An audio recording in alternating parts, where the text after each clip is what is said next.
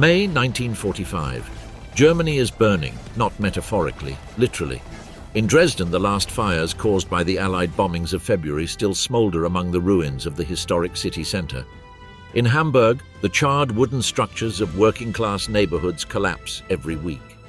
In Cologne, the Gothic cathedral rises miraculously intact over a city that is 90% rubble. In Berlin, the smell of burnt gunpowder, decomposition and pulverized concrete has become so constant that Berliners no longer perceive it. The Führer has been dead since April 30th. His designated successor, Grand Admiral Karl Dönitz, has established a phantom government in Flensburg on the border with Denmark, which controls virtually nothing. The last operational German units are scattered and demoralized. The soldiers remaining on the Eastern Front flee westward, desperate to surrender to the Americans or the British before they are reached by the Soviets. This race has a terrifying and very concrete logic. Soldiers who had fought on the Eastern Front for 4 years knew exactly what the Red Army had encountered while advancing west. The extermination camps of Treblinka, Sobibor, Belzec, the mass graves of Babi Yar, where in September 1941 33,771 people were murdered in 2 days. The ruins of Soviet cities deliberately razed. German soldiers knew that the Red Army did not forget, and they were right. Historian Niall Ferguson documented that it was widely known, even among Western Allied command, that numerous German units actively sought to surrender to the Americans or the British rather than fall into Soviet hands. This was not tactical cowardice. It was a calculation of survival probabilities. General Alfred Jodl, chief of the operations staff of the Wehrmacht, signed Germany's unconditional surrender in Reims, France, in the early hours of May 7, 1945. The following day, May 8th, the act was ratified in Berlin in the presence of Soviet representatives. With that signature, Germany not only lost the war, it lost its existence as a legal entity. The German state ceased to exist. Its soldiers, technically, no longer had a homeland to protect them. This legal distinction would have devastating consequences for millions of men in the months that followed. The numbers of the capitulation are on a scale difficult to comprehend. The Western Allies, mainly American and British forces, had captured approximately 7.6 million German soldiers. The Soviet Red Army held between 2.7 and 3.1 million more. To these were added hundreds of thousands scattered across the Balkans, Yugoslavia, Czechoslovakia, Poland, Denmark, Norway, and Italian territories. The total number of German prisoners captured during the war, including those taken before May 1945, amounted to roughly 11 million men. Every German household was affected. Every German family had someone in that number. And the women in the destroyed cities began asking the same question over and over again: where are our men?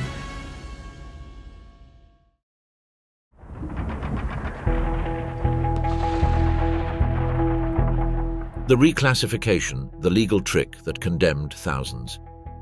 There are moments in history when bureaucracy becomes a lethal weapon. In March 1945, weeks before the final surrender, General Dwight D. Eisenhower, Supreme Commander of Allied forces in Europe, made a decision that would alter the fate of millions of people. German soldiers captured by Western forces would cease to be classified as prisoners of war, POWs, a category protected by the 1929 Geneva Conventions and the Hague Convention, and would instead be assigned 2 new categories: surrendered enemy persons, SEP, and disarmed enemy forces, DEF. The justification was formally impeccable. Germany had ceased to exist as a state. Therefore, its soldiers could not claim protection under international treaties signed with a nation that no longer existed. The argument had a brilliantly circular logic from the victor's perspective. Its practical consequences were brutal.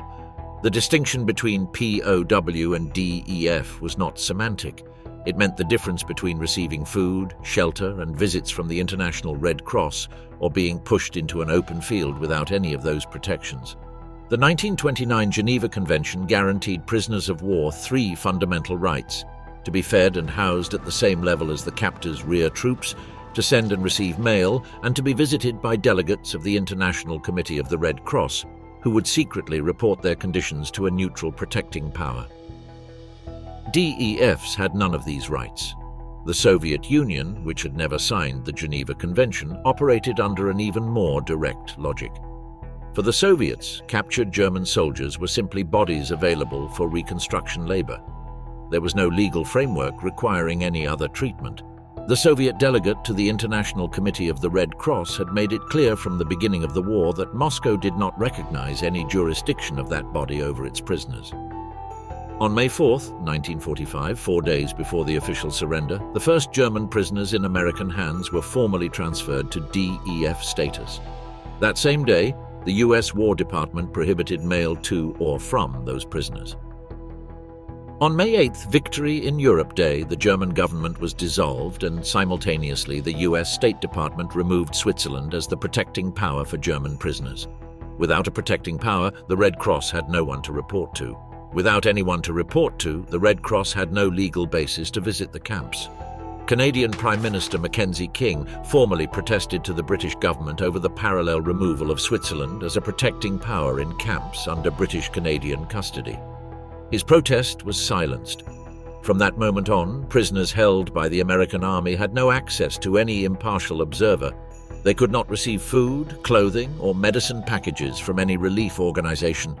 They were invisible to the outside world.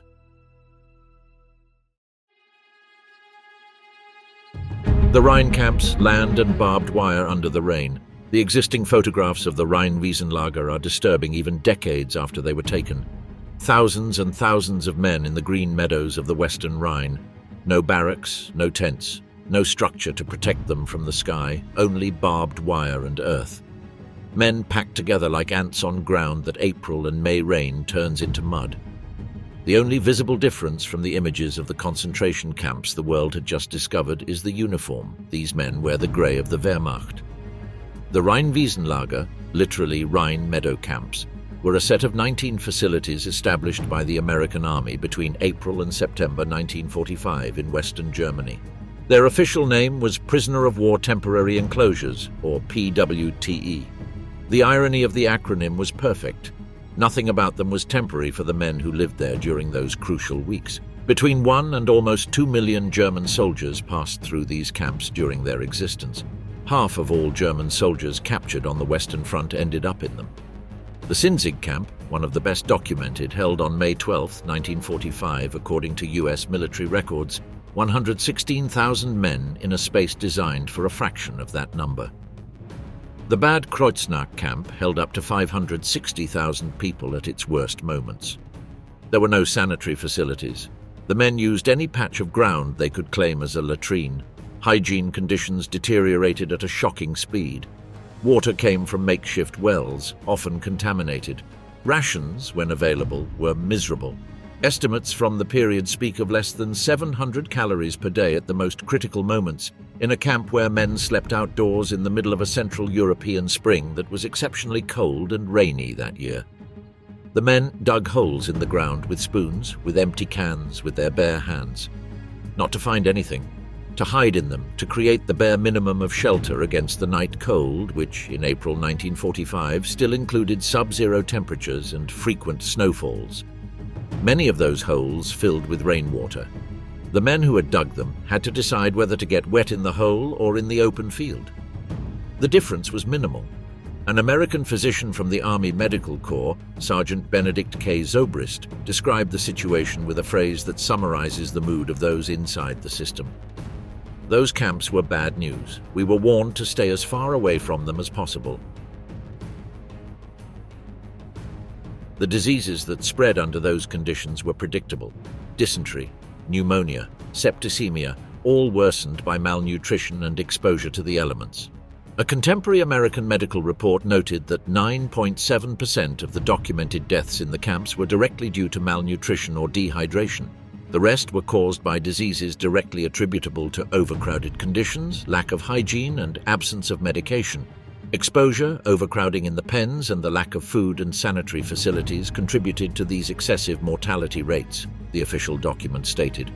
Throughout the summer of 1945, while the camps were full of prisoners, the International Committee of the Red Cross was prevented from visiting them. The Red Cross later reported that the quantities received by the ICRC for these detainees were very small. It was only in the autumn of 1945, when most of the camps had already closed or were in the process of closing, that Red Cross delegates were allowed access to camps in the British and French zones. Authorization to send humanitarian aid to the camps in the American occupation zone did not come until February 4, 1946, 9 months after surrender.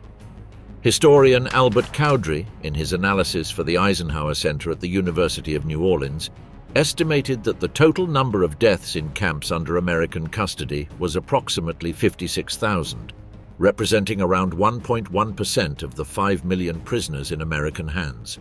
The Maschke Commission, with access to broader archives and a more extensive methodology, raised the estimate of deaths in Western captivity to nearly 100,000. The controversy over the Rhine-Wiesenlager became public decades later with the publication of the book Other Losses by Canadian James Back in 1989, which claimed that deaths in those camps were deliberate and exceeded 1 million. Back's thesis was widely criticized and rejected by historians at the Eisenhower Center, who demonstrated fundamental methodological errors in his analysis. However, the research it generated forced the recognition that the conditions in the camps had been, at the very least, abject, and that the number of deaths was significantly higher than official records indicated. The transfer to France. Forced labor in the West. On July 10, 1945, the Supreme Allied Headquarters, Chaef, formally transferred control of the Rhine-Wiesenlager camps to the French government of Charles de Gaulle. France had demanded 1.75 million German prisoners for forced labor on its territory. This demand was part of war reparations, explicitly sanctioned in the final protocol of the Yalta Conference of February 1945, where Prime Minister Winston Churchill and President Franklin D. Roosevelt had agreed to the use of German forced labor as a form of compensation for war damages. The French demand was not, in legal terms, an exceptional requirement. It was a practice sanctioned by the victorious powers. Around 182,400 prisoners from the camps of Sinzig, Andernach, Sierschan, Bretzenheim, Dietersheim, Koblenz, Hechtsheim and Dietz were formally handed over to the French in this transfer. Many of the 740,000 prisoners that the Americans transferred to France in total during 1945 came directly from the Rhine-Wiesenlager camps. They arrived in a deplorable condition. A report by the International Red Cross noted that 200,000 of the prisoners already in French custody were so malnourished that they were unable to perform physical labor and would likely not survive the winter. As a result, the United States temporarily suspended transfers until France guaranteed minimum conditions of care in accordance with the Geneva Convention. The irony was perfect. The same convention that the Americans had suspended in their own camps now became the minimum standard they demanded from France for the prisoners they were handing over. In the French camps, Germans worked in quarries, farms, and in the reconstruction of war-destroyed urban infrastructure. Conditions varied greatly depending on the location and the commander. Hans Jonert, captured by an American soldier on April 9, 1945, who took his watch at the moment of surrender and discarded his canteen, telling him, "You will receive new ones," was later transferred to Pendin, near Bourg-en-Bresse in eastern France. There, German prisoners worked on farms and in quarries under different overseers. On December 9, 1945, men disguised in German uniforms threw grenades at a group of prisoners, killing 2 and injuring several others. Jonert was sent back to Germany in the spring of 1947, 2 years after the end of the war.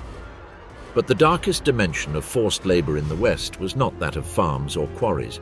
It was that of the minefields. The Germans had laid millions of landmines across Europe during 6 years of war. In Norway, Denmark, France, the Netherlands and Belgium, there were minefields that no conventional demining team could clear at the speed demanded by the victorious powers in order to recover agricultural land and coastal areas. The solution was to use German prisoners themselves for this task. The German government formally protested that this practice violated Article 32 of the Geneva Conventions, which explicitly prohibits prisoners of war from performing work directly related to war operations, including handling ammunition. The Allied response was the one already known. The men in question were not prisoners of war, they were disarmed enemy forces. The convention did not apply. In Denmark, under an agreement between German Commander General Georg Lindemann, the Danish government and British armed forces, German soldiers with experience in mine disposal were forced to clear minefields along Danish coasts and lands between May and September 1945. It is estimated that more than 2,000 prisoners cleared over 1.3 million German mines during those 5 months. Of these, 149 lost their lives during operations, 165 were severely maimed, and 167 suffered minor injuries. Their story remained almost unknown for decades until it was dramatized in the Danish film Under Sandet, Land of Mine, released in 2015. In Norway, the latest available casualty record, dated 29 August 1945, indicated that 275 German soldiers had died while clearing minefields, with 392 additionally maimed. Reports from Allied headquarters dated 21st of June 1945 already recorded 199 German dead and 163 wounded, with 3 Norwegians and 4 British soldiers injured as the only Allied losses in those operations. In France, historian Simon Mackenzie documented that by September 1945, French authorities internally estimated that 2,000 German prisoners were being mutilated or killed each month in accidents during demining and forced labor operations. It was a systematic cadence of death, invisible to the public, invisible to official history. Most prisoners held by Western forces were eventually released. Those under American custody began to be freed in increasing numbers from late 1945, and the last were released before the end of 1948. Prisoners in French custody were mostly returned home before the end of 1949. Those held by the British followed a similar timeline, but release was not free. They returned to a ruined Germany, to cities they no longer recognized, to families that may have disappeared, and to homes that may have been destroyed or requisitioned.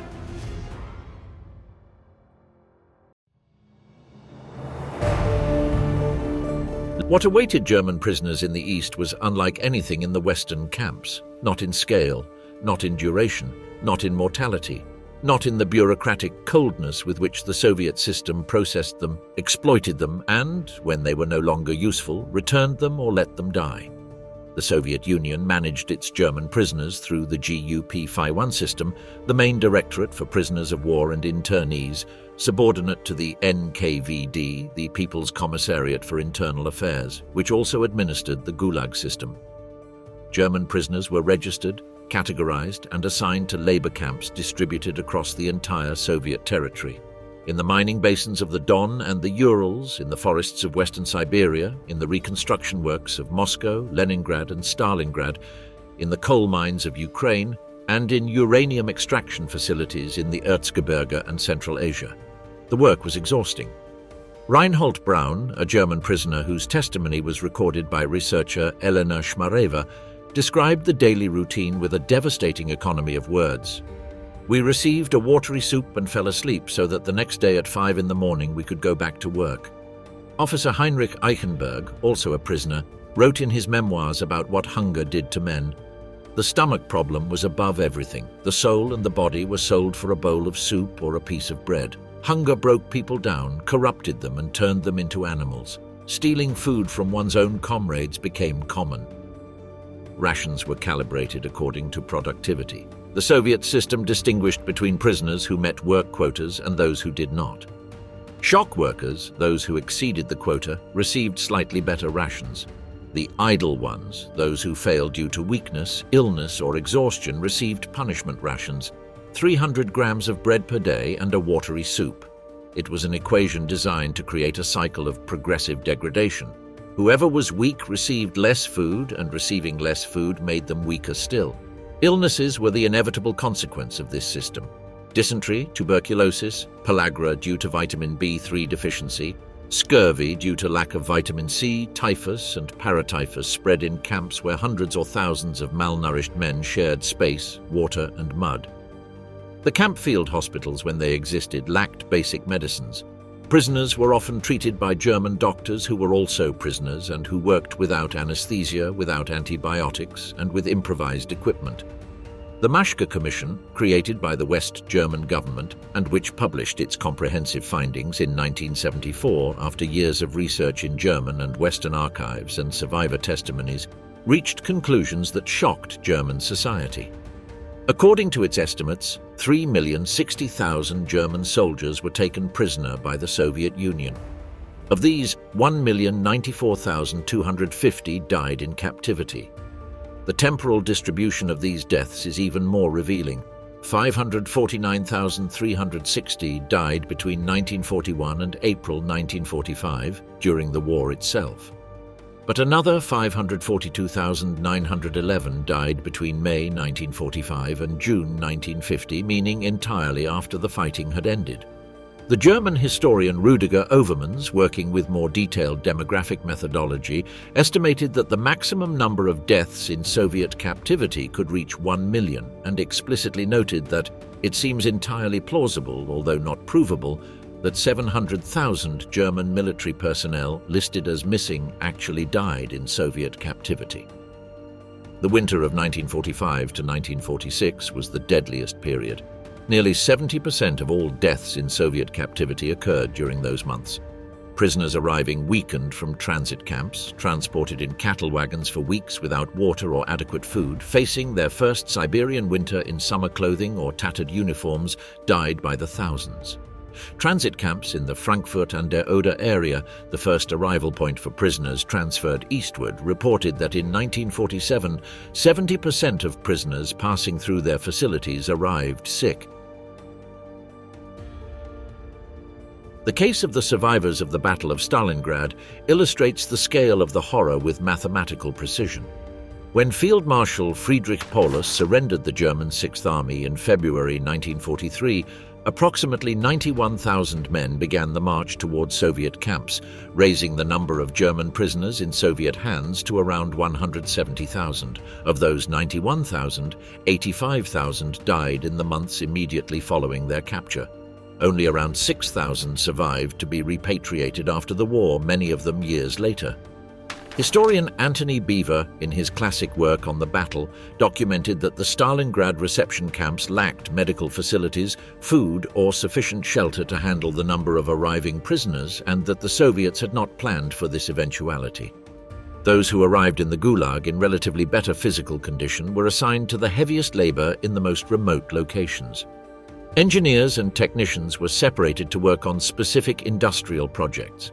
In October 1946, the NKVD forcibly deported several hundred German technical experts from the Soviet occupation zone of Germany to work in the aviation industry and submarine development in the Soviet Union.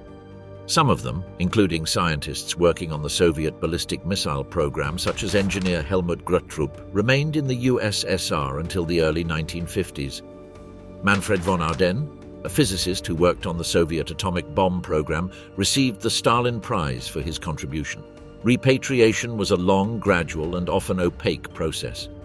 In June 1945, the first 225,000 prisoners considered ill or physically unfit were sent home. In August 1945, another 700,000, including 412,000 Germans, were released from Soviet custody. However, the conditions of the return transport replicated those of arrival. Sealed freight cars, days without water or food, sick prisoners without medical care, and dead bodies accumulating during the journey. In 1947, at the Moscow Conference, the Allies agreed that all prisoners should be sent home before the end of 1948. At that time, the Soviets officially admitted to holding 890,532 Germans in custody. Western historians estimated the real figure could be close to 3 million. By December 1946, Cardinal Joseph Frings, Archbishop of Cologne, had presented to the Allied Control Council in Berlin a petition signed by 10 million Germans demanding the release of the prisoners. The official Soviet repatriation concluded on May 5, 1950, when TASS announced that 1,939,063 German prisoners of war had been sent home since 1945. However, between 10,000 and 20,000 remained detained, classified as war criminals or specialists the Soviet system was unwilling to release. The last significant group of survivors did not return until 1955 and 1956, a decade after the end of the war, thanks to Chancellor Konrad Adenauer's negotiations with Soviet authorities during his state visit to Moscow from September 9th to 14th, 1955. Upon his return, Adenauer was received at Bonn airport amid tears. The mother of one of the released prisoners was photographed thanking him through sobs. The last known German prisoner of war returned from the Soviet Union in 1956.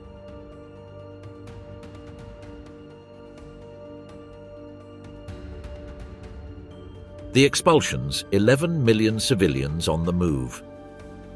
Parallel to the story of the soldiers runs another, equally massive and often more brutal, that of the German civilians expelled from the Eastern Territories. The Yalta Conferences, February 1945, and Potsdam, July to August 1945, radically reorganized the map of Central Europe. The German territories east of the Oder and Neisse rivers were ceded to Poland and the Soviet Union. East Prussia was divided between Poland and the USSR, with Königsberg, renamed Kaliningrad, falling under Soviet control.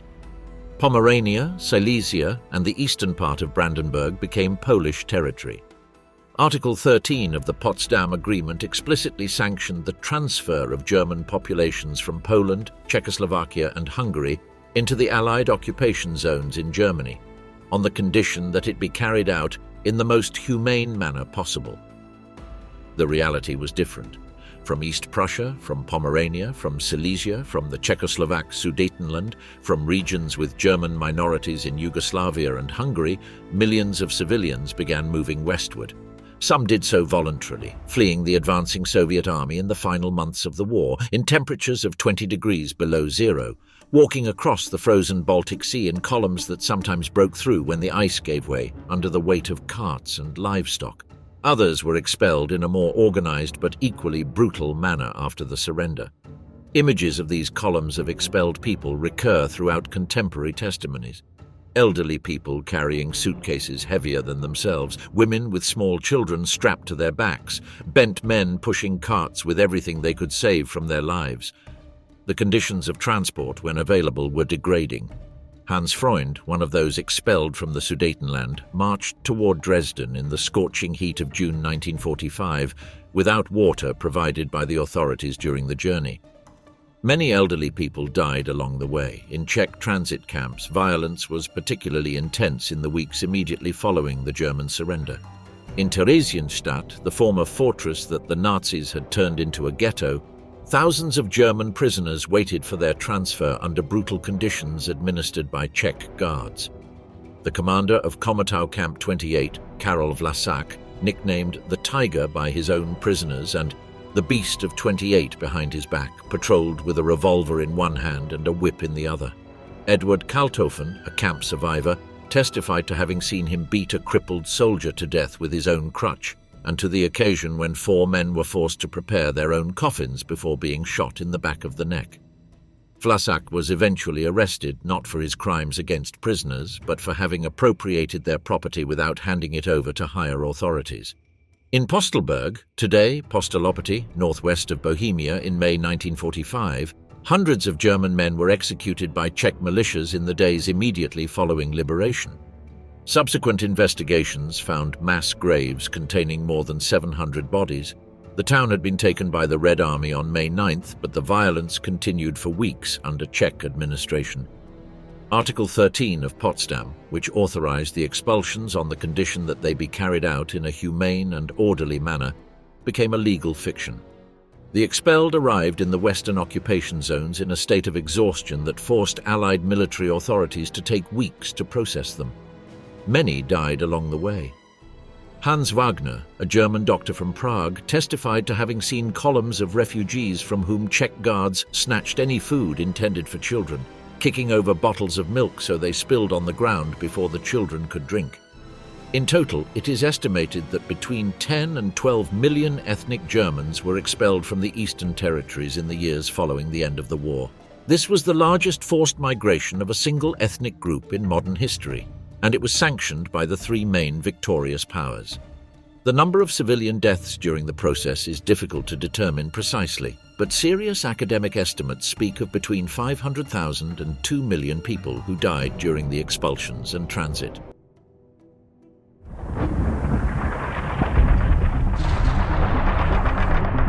Berlin under 4 flags, life in the Zero City. Berlin in May 1945 was a different planet. 80% of its infrastructure had been destroyed. More than 84 million cubic meters of rubble were recorded, equivalent to 2,600 devastated hectares. 800,000 homes had been destroyed. According to official estimates, 52,000 civilians had died during the bombing raids and street fighting, and another 100,000 remained wounded, malnourished, or mutilated in improvised hospitals without electricity or medicine. Running water had stopped working. The sewers were broken. The bodies of soldiers and civilians lay unburied in the streets, in gardens, and in the basements of collapsed buildings. Ursula von Kardorff, who returned to Berlin in September 1945, called the city a city without eros. Her diary entries are an extraordinary document. Women over 30 look old, frustrated and sad. Makeup covers very little. Frau Komm, the cry that echoed through the city when the victor claimed his right to rape, loot and shoot, still rings in every ear. The Red Army arrived in Berlin on May 2, 1945, 2 days after Hitler's suicide. It was the first army to enter the city, arriving with a mixture of victorious exultation and hatred accumulated over 4 years of a war of extermination. Stalin had encouraged competition among his commanders to be the first to arrive, and Marshals Georgy Zhukov and Ivan Konev had competed for that honor. Both brought armies that had lost millions of comrades, that had seen their own cities devastated, that had liberated Nazi extermination camps, and that knew better than anyone in the world what Nazism had done to the Soviet peoples. The consequences for Berlin's civilian population were devastating. Conservative estimates of women raped in Berlin range from 20,000 to 100,000. Broader estimates, including all eastern territories under Soviet control, speak of between 1.4 and 2 million women raped in the final months of the war and the early months of occupation.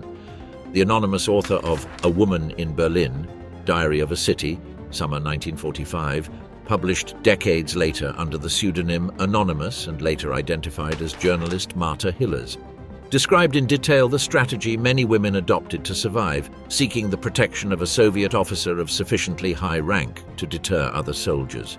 Ruth Friedrich, who kept a diary throughout the entire post-war period in Berlin, recorded the contradictions of Soviet behavior.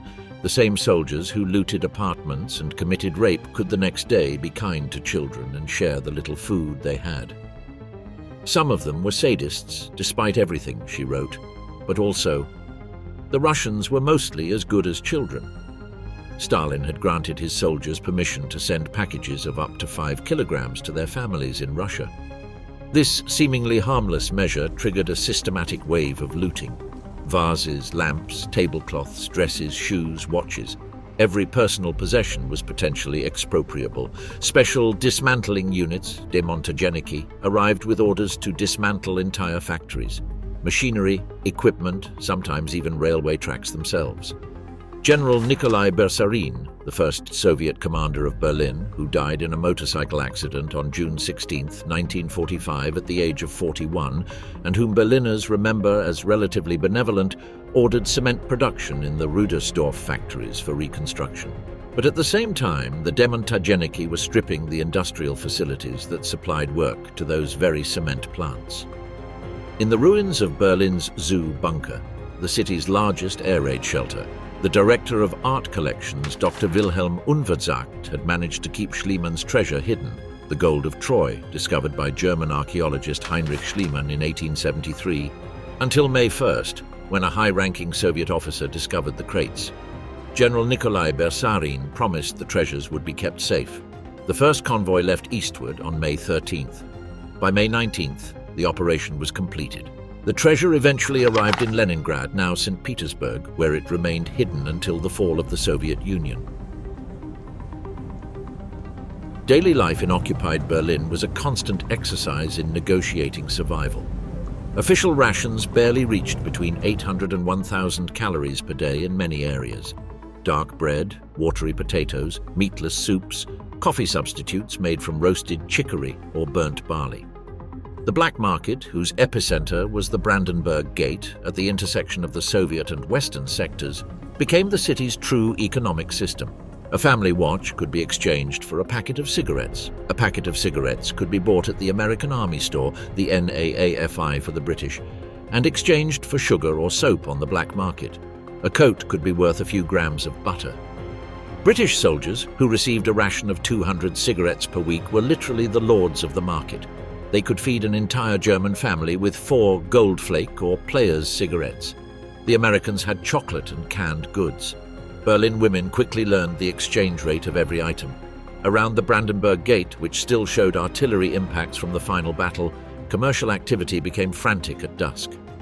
Western soldiers, desperate civilians, and all kinds of opportunists mixed in clandestine transactions where necessity outweighed any scrupulo.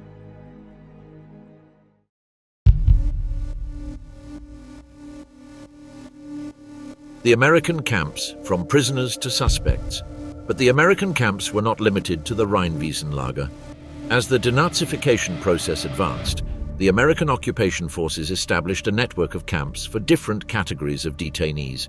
There were camps for high-ranking Nazi officials awaiting trial, camps for Wehrmacht general staff officers, all held in preventive detention by order of Montgomery, camps for members of organizations declared criminal, the SS, the Gestapo, and the SD, security service, and larger camps where prisoners awaiting classification, witnesses for the Nuremberg trials, and ordinary soldiers who had not yet been processed administratively all coexisted.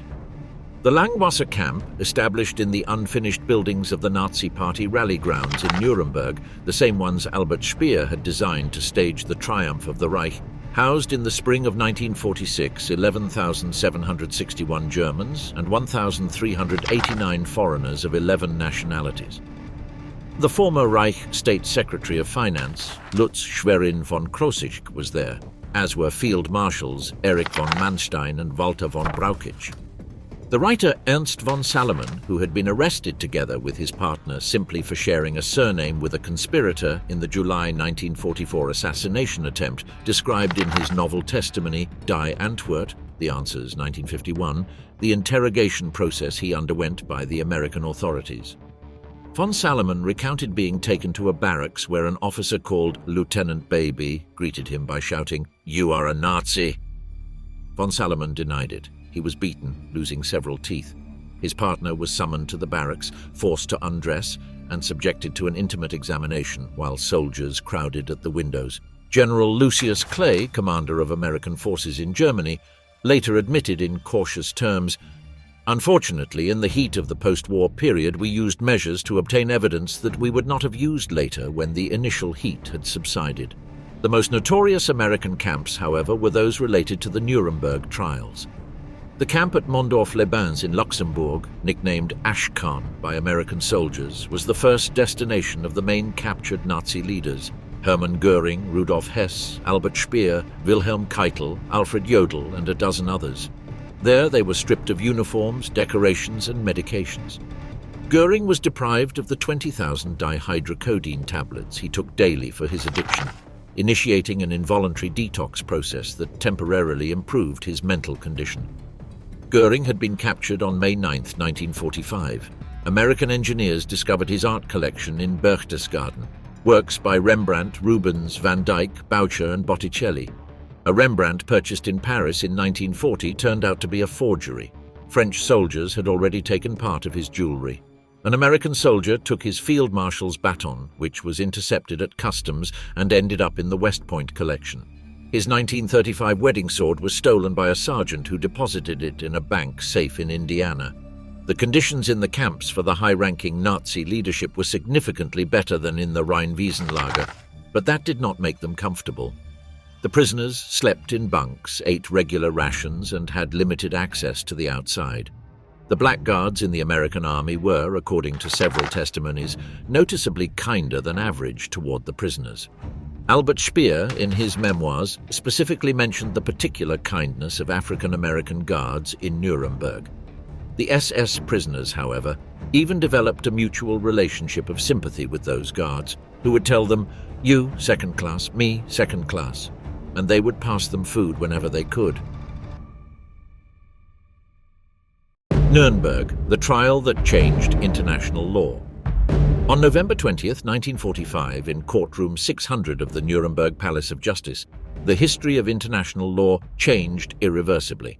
24 men sat in the dock of the International Military Tribunal to be tried for crimes that the world was still trying to fully comprehend in their magnitude. The trial was the first in history in which a defeated political regime was judged for crimes against humanity, war crimes, and crimes against international peace. The courtroom had been hastily repaired. Nuremberg was a city in ruins, with 90% of its historic center destroyed by Allied bombing. The Palace of Justice had survived almost intact, making it the only building large and suitable enough for the trial. On August 8, 1945, the London Charter established the legal framework of the tribunal. It was signed by 4 representatives: Justice Robert H. Jackson of the United States, the future Lord Chancellor Sir David Maxwell Fyfe of the United Kingdom, Professor André Gros of France, and General Iona Nikitchenko of the Soviet Union. The latter had presided over several of the major Moscow trials during Stalin's purges in the 1930s. The irony of his participation was not lost on many contemporary observers. The defendants present included Hermann Göring, former commander of the Luftwaffe and second most powerful man of the regime, Rudolf Hess, former deputy of the Führer, who had been held prisoner in Britain for 4 years and who behaved so erratically during the trial that even his own lawyers questioned his sanity. Joachim von Ribbentrop, former foreign minister, who had been found in a Hamburg boarding house on June 14, 1945, in bed wearing pink and white pajamas after 6 weeks on the run. Wilhelm Keitel, chief of the Armed Forces High Command, whose responsibility for criminal orders was direct and documented. Alfred Jodl, head of operations, who was executed despite a German court overturning his conviction decades later, and Alfred Rosenberg, the Nazi racial theorist, among others. The 218 days of hearings included the screening of films documenting the concentration camps of Buchenwald, Bergen-Belsen and Mauthausen. The images reached the dock. Many looked. Some turned away. Göring, who had initially declared that he had no knowledge of what was happening in the camps, had to face that reality projected before his eyes and before the world. At a later moment, when the commander of Auschwitz, Rudolf Höss, testified describing the industrial functioning of the extermination process, Göring turned to Admirals Erich Raeder and Alfred Jodl and whispered, "If it weren't for that damned Auschwitz, Himmler got us into this. If it weren't for Auschwitz, we could mount a proper defense. As things stand, our chances are blocked. Every time our name is mentioned, everyone thinks of Auschwitz or Treblinka. It's like a reflex."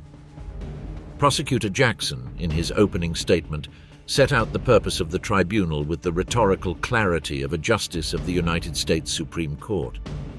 "The crimes we accuse you of are not crimes we commit because we are the victors and they the defeated. If the same acts were charged against us, we would have to stand in this dock." It was an argument that the defendants tried to systematically exploit. Göring, in particular, pointed out that the Allies had not included in the indictment the bombings of Warsaw, Rotterdam, London or Coventry by the Luftwaffe, nor the bombings of Dresden, Hamburg and Cologne by the RAF and the USAAF. The Soviets, who lacked a strategic bombing capacity comparable to that of the Western Allies, had wanted to include those charges, but they were vetoed by the Western Bloc. General Clay, writing to Colonel Telford Taylor, Jackson's successor as prosecutor on October 17, 1947, summarized the purpose of the trial with a phrase that would become historic. "At Nuremberg, we are establishing procedure for the future, not targeting specific individuals. History will make no distinction between a von Rundstedt and a von Lieb." On October 1, 1946, the International Military Tribunal delivered its verdicts. 12 men were sentenced to death: Ribbentrop, Keitel, Kaltenbrunner, Rosenberg, Frank, Frick, Streicher, Saukel, Jodl, Seyss-Inquart, Bormann, in absentia, and Göring, although he committed suicide before execution. 3 received life imprisonment: Hess, Walter Funk, and Erich Raeder. 4 received prison sentences between 10 and 20 years: Karl Dönitz, 10 years, Baldur von Schirach, 20 years, Albert Speer, 20 years, and Konstantin von Neurath, 15 years. 3 were acquitted: Franz von Papen, Hjalmar Schacht, and Hans Fritzsche. The executions took place on October 16, 1946, beginning at 1:11 a.m. in the gymnasium of the Nuremberg prison. Ribbentrop was the first to step onto the scaffold. His reported last words were, "May God have mercy on my soul." Keitel died with the military composure he had maintained throughout the entire trial. Alfred Rosenberg, the racial ideologue whose theories had provided the intellectual framework for extermination, did not say a single word. All were hanged using a flawed technique that prolonged their agony. They did not die from an instantaneous cervical fracture, but from slow asphyxiation. But Nuremberg was only the first act. Between 1946 and 1949, 12 additional trials were held, also in Nuremberg, before US military tribunals. These trials examined the responsibility of doctors who had experimented on human beings in the camps. Case 1, the doctor's trial. Of judges who had enforced Nazi racial laws. Case 3, the judge's trial, which would inspire Stanley Kramer's 1961 film Judgment at Nuremberg. Of members of the Einsatzgruppen who had executed more than 1 million people in the Soviet Union. Case 9. Of industrialists who had exploited slave labor, including the heirs of the Krupp Empire. Case 10. And the leadership of IG Farben, the chemical consortium that manufactured the Zyklon B used at Auschwitz. Case 6. The subsidiary trials revealed something that the main trial had suggested but not fully developed: that Nazism had not been an aberration of a few fanatics at the top of power, but a system that involved broad functional elites of German society: doctors, jurists, diplomats, engineers, businessmen. When this reality became evident, German public opinion began to feel uneasy. At first, most supported the trials, but when the scrutiny turned toward mid-level professionals and officials, the reaction became defensive. Denazification, judging an entire society. Denazification was, simultaneously, the most ambitious project of social engineering ever attempted by occupying forces and the most predictable failure of the post-war period. The objective was to purge Nazi ideology from Germany's institutions, education system, judiciary, military, and economy. It sought something practically impossible: to identify and exclude from public life all Germans who had actively served the regime, while simultaneously rebuilding a functional state with the remaining professionals.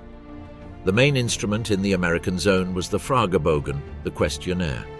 It consisted of 131 questions covering every aspect of the respondent's personal history: membership in the Nazi Party and its affiliated organizations, military and administrative positions, economic activities during the regime, property and income. The answers were analyzed by the Spruchkammern, the denazification tribunals, which classified each German into one of 5 categories established by the Allied Control Council in March 1946. Category 1, major offenders, Hauptschuldige. Category 2, offenders, Belastet. Category 3, lesser offenders, Minder Belastete. Category 4, followers, Mitläufer.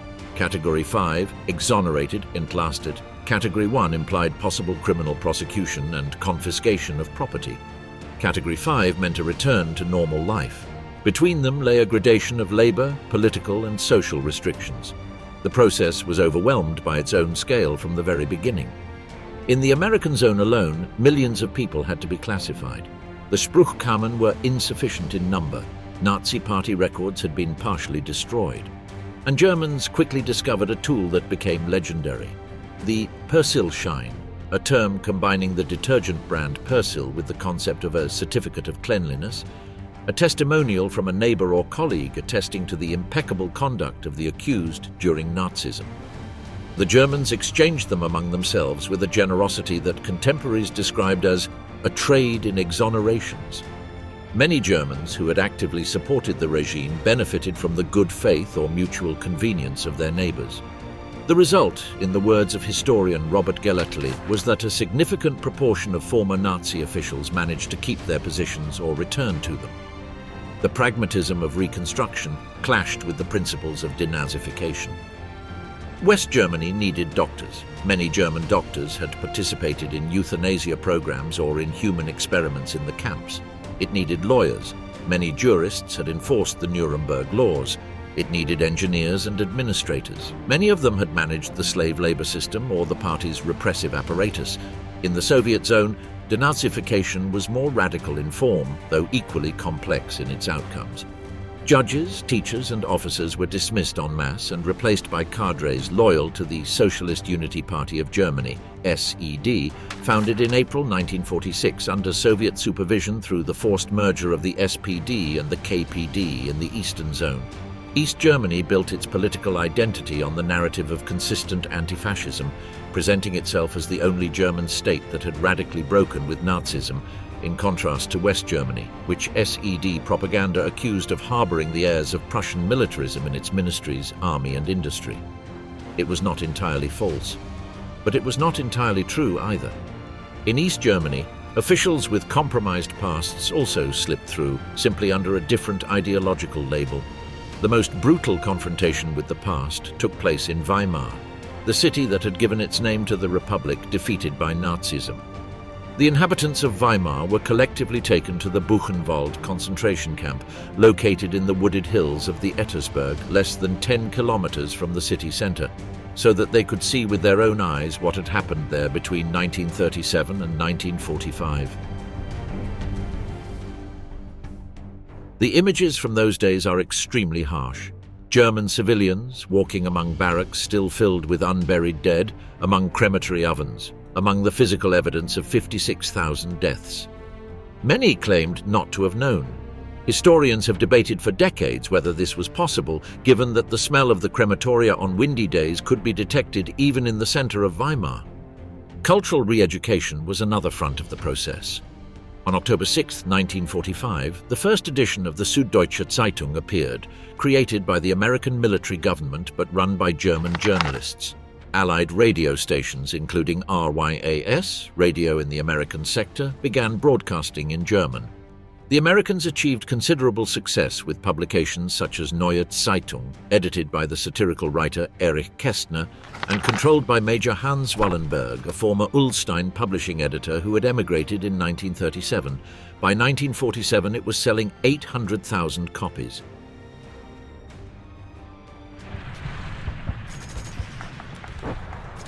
Those who did not surrender, the Nazi guerilla. Not all German soldiers laid down their arms on May 8, 1945. Hitler, before committing suicide, had entrusted General Hans Adolf Prützmann with organizing the Werwolf units, groups of fighters who would operate behind enemy lines to sabotage, spy and assassinate, keeping Nazi resistance alive even after the formal surrender. The concept had historical precedents. The French francs-tireurs of 1870, the Spanish guerrillas against Napoleon. The Nazi werewolf was a late war creation when many members of the Hitler Youth and fanatic SS units were selected and trained for this role. The operational reality of the werewolf units was far below the rhetoric. Most were teenagers between 14 and 17 years old who had grown up within the Hitler Youth system, indoctrinated from childhood to believe that dying for the Reich was the noblest possible fate. Their training was rudimentary.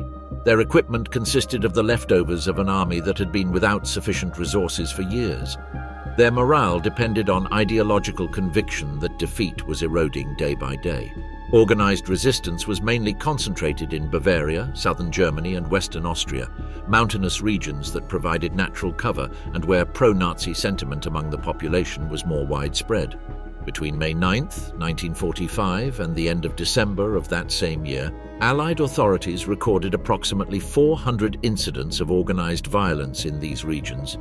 50 American soldiers were killed and 200 more were wounded. Militarily, it was a marginal threat that never came close to endangering the occupation. Psychologically, however, it helped maintain a state of alert and tension among the civilian population. Most of these fighters belonged to the Schutzstaffel, the SS. They were the most ideologically committed troops of the Nazi system, those who had administered the concentration camps and carried out extermination orders. Many knew that being captured meant almost certain prosecution for war crimes. Resistance was not only ideological, it was also the only alternative to the gallows. On May 3, 1945, days before the official surrender, one of the most unusual and cinematic episodes of that turbulent post-war period took place, the Battle of Castle Itter in the Austrian Tyrol. SS members had taken over this medieval castle. where high-profile French prisoners were held, including Generals Maxime Weygand and Gustave Gamelin, former Prime Ministers Édouard Daladier and Paul Reynaud, and Marie-Agnès Caillot, sister of Charles de Gaulle. The SS had orders to defend the position to the end, with permission to massacre the prisoners if the situation became untenable. One of the captives, the professional tennis player Jean Borotra, who had won the French Open in 1931 and Wimbledon in 1924, managed to escape and reach the American lines. The Allied forces, aware of the presence of high-profile individuals in the castle, sent a rescue group under the command of Captain John Lee. What happened next has no documented precedent in the war. The local Austrian Wehrmacht commander, Major Josef Gangl, who would be killed during the battle and posthumously recognized as a hero of the Austrian resistance, joined the Allied side with his unit. Regular German army soldiers fought alongside Americans against their own SS comrades. On May 5th, approximately 150 SS fanatics attacked the castle. They were defended by 35 men. Americans, German regular army soldiers, and the French prisoners themselves who had taken up arms. The battle lasted hours. The only available tank was quickly disabled by SS artillery. Borotra, the Wimbledon champion, voluntarily offered to run through the fire lines between the attackers to reach Allied communications and request reinforcements. Thanks to him, nearly 10 hours after the attack began, American reinforcements arrived and surrounded the attackers. Approximately 100 SS members were captured. The rest lay dead. 3 days later, Germany signed its surrender. The episode of Itter Castle was also one of the last battles of the war in Europe. In the following months, organized resistance gradually dissolved on its own. Fighters who were not captured simply stopped fighting, hid their weapons, burned their identification papers, and reintegrated into civilian life with altered identities or simply by declaring that they had surrendered at the front. By early 1950, most signs of organized post-war violence had disappeared. The fears of reprisals by Jews, Slavs, and other populations victimized by Nazism that had motivated some of these fighters proved largely unfounded. Everyday life, the need to work, to eat, and to rebuild something resembling a normal existence gradually absorbed the remaining energy of the resistance.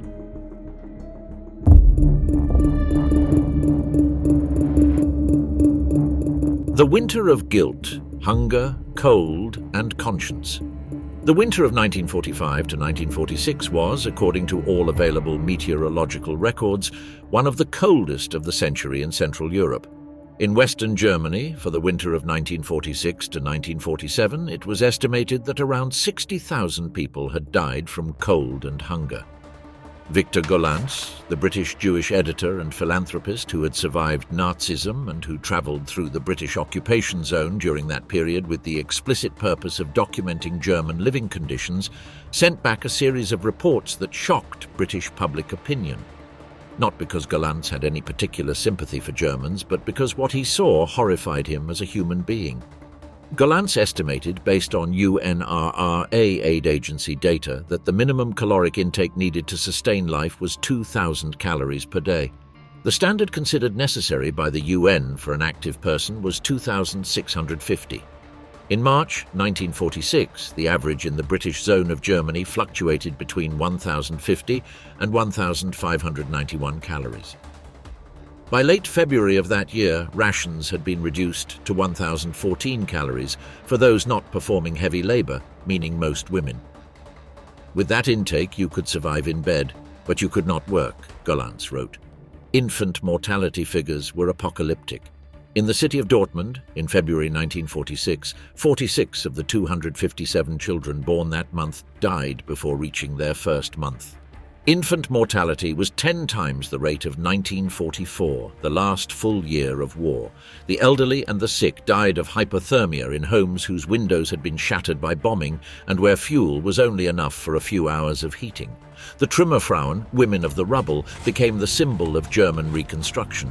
Thousands of women organized into long human chains, removed debris, cleaned bricks, and cleared streets to make them passable.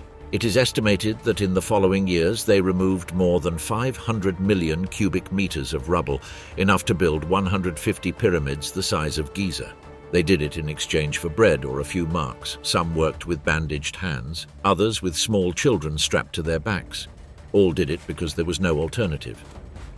The children of post-war Germany form a particularly painful category in the records of those years. Many were orphaned, others wandered through semi-destroyed cities searching for relatives who might never return. In Frankfurt, children living in basements and ruins developed their own survival economy systems, some engaged in what contemporary German slang called fringern, taking what was necessary to survive, a moral rationalization of theft when no other option existed. The American major, whom Berlin children nicknamed Tante Anna, Aunt Anna, was, according to records, one of the best-known clients of children involved in prostitution in Frankfurt in 1945. The relationship between German women and occupation soldiers had, in the Western Zone, a different dimension from Soviet violence, but an equally complex one. In the winter of 1946 to 1947, there were plenty of what American soldiers called Fräulein nights, nights when men did not return to their barracks because they had found German company. British soldiers received 200 cigarettes per week, which on the black market were worth purchasing power that made them, in journalist George Clare's metaphor, lords of the land with full feudal rights. With a naffy bag full of spam, cheese and pastries, they could feed an entire German family. In Nuremberg, a colleague of Clare interviewed a prostitute who said that most of her clients were Americans. You will be aloof, watchful, and suspicious. Morally, post-war Europe was a territory without clear maps. Field Marshal Bernard Montgomery, Commander-in-Chief of British forces, publicly stated that 3/4 of all Germans were still Nazis, although he did not reveal how he arrived at that figure. And he actively opposed sending food from Great Britain, arguing that hunger was a legitimate punishment. Other Allied military leaders shared that position. Franklin Roosevelt, in a moment of anger recorded by his then Mobilization Secretary James Burns, had declared during the war, "The German people as a whole must feel the lash of war. There is nothing wrong with them except that there are 80 million of them. They should for a long time take only soup for breakfast, lunch and dinner." The breaking point came in 1946, when General Lucius Clay, commander of the American forces in Germany, sent an urgent cable to Washington. There was no hope of introducing democracy into a starving population. If the goal of the occupation was to build a democratic and stable Germany, it had to be a Germany with access to sufficient food. The return, going back to what was left. The soldiers who returned often found that there was nothing to go back to. Houses may have been destroyed by bombing. They may have been requisitioned by occupying forces. They may now have been in territory that was no longer German. East Prussia, where they had been born, was now Soviet or Polish.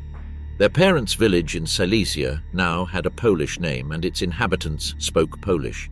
Their families may have died, they may have fled, they may have been expelled. Writer Heinrich Böll captured the experience of returning in a series of short stories written between 1945 and 1951, which became some of the most important literary texts of post-war Germany. In his story My Uncle Fred, the protagonist returns from the war with a tin of cigarettes and demands bread, sleep and tobacco. He lies down on a sofa and does not move for months. In Als der Krieg zu Ende war, when the war was over, the narrator describes the process of return as an experience of radical disconnection. Those who were luckier found their house still standing, jam in the cupboard, potatoes in the cellar. The company rehired them. The denazification process is like going to the barber. They went through denazification as one goes to the barber to shave off an annoying beard. And on holidays, they could chat about their medals, but Böll also described the others, the man who returned only to find a void where his house had been. The one who kept walking because there was nowhere to stop. The one who began picking up cigarette butts at the station because in his prison camp he had seen colonels do it to have something to smoke, and now he could not break the habit. The return from Soviet camps was particularly traumatic. Prisoners passed through the Frankfurt Oder transit camp, where the NKVD carried out routine interrogations to identify spies, potential collaborators, or people with valuable military knowledge. 70% of those arriving at the camp were sick. Many had lost dozens of kilos during years of forced labor. They arrived on trains that were, according to all available testimonies, as miserable as those that had taken them east years before. Upon arriving at their destination area, repatriated individuals were issued a provisional identity document, an emergency ration, and instructions to report to the nearest civil registry authority. There was no official reception, no celebration, no formal acknowledgement of what they had endured. Those returning from Soviet camps to Eastern Germany were not allowed to speak freely about their experiences. The official narrative of the socialist state left no room for testimonies of suffering at Soviet hands. Those returning to Western Germany could speak, but they often found no willing listeners. West German society was focused on reconstruction and immediate survival, and the memory of the Soviet camps did not comfortably fit into the narrative of the new beginning everyone needed to believe in. Writer Ernst von Salomon, who had been held in American camps and described his experience in Die Antwoord, The Answer 1951, observed that men returning from captivity fell into two types: those who found that life had gone on without them and managed to reintegrate with varying difficulty, and those who discovered that there was no life left to recover. For the latter, return was a second form of defeat.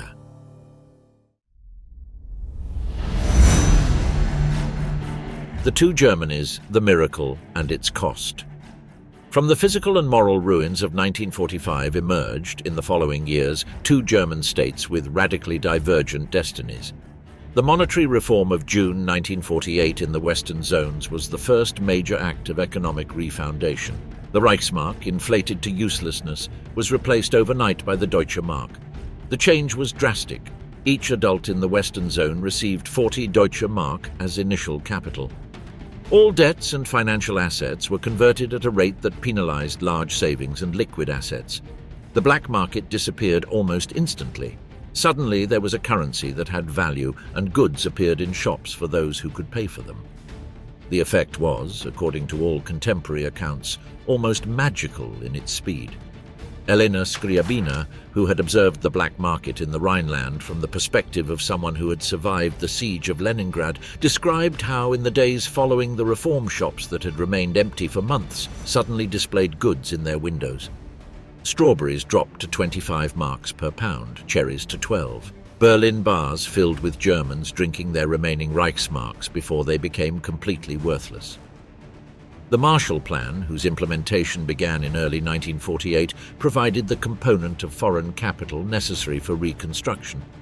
American credits arrived precisely when the West German economy needed such an injection: to restart factories that were still standing but lacked raw materials, to rebuild transport infrastructure, and to provide credit to companies that wanted to hire workers but lacked liquidity. The result was the Wirtschaftswunder, the German economic miracle. In less than a decade, West Germany went from famine to becoming the most dynamic economy in Western Europe. In the East, the process was different in nature and speed. The Soviets had begun the systematic dismantling of industries in the Eastern Zone from the earliest days of occupation. It is estimated that between 200 and 300 industrial plants were dismantled and transferred to the Soviet Union in the first months after surrender.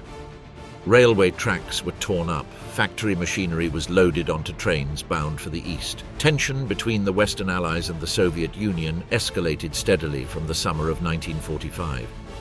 In the free elections of Berlin in October 1946, the SED, the Soviet-controlled party, received only 19.8% of the vote, far behind the Social Democratic SPD with nearly twice the support, and the conservative CDU.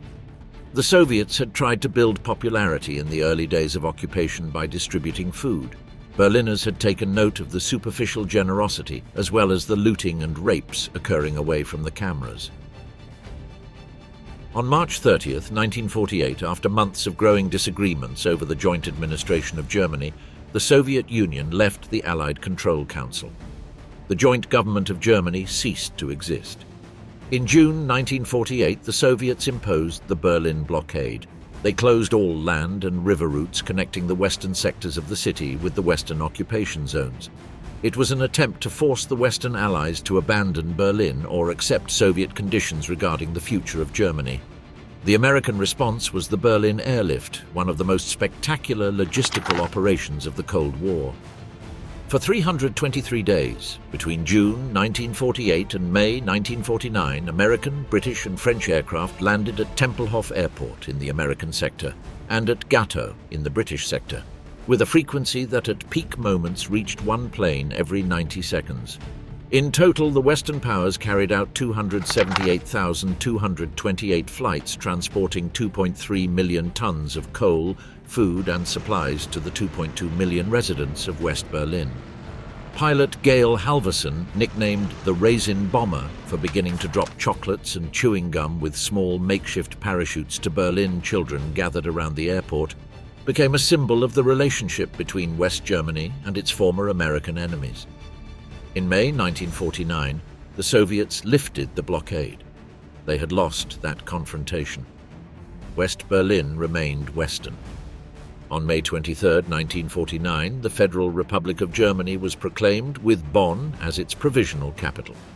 On October 7, 1949, in response, the German Democratic Republic was proclaimed. The two German states would exist in parallel for 41 years until reunification in 1990. Each built a different narrative about its relationship with the Nazi past and the suffering of the post-war period.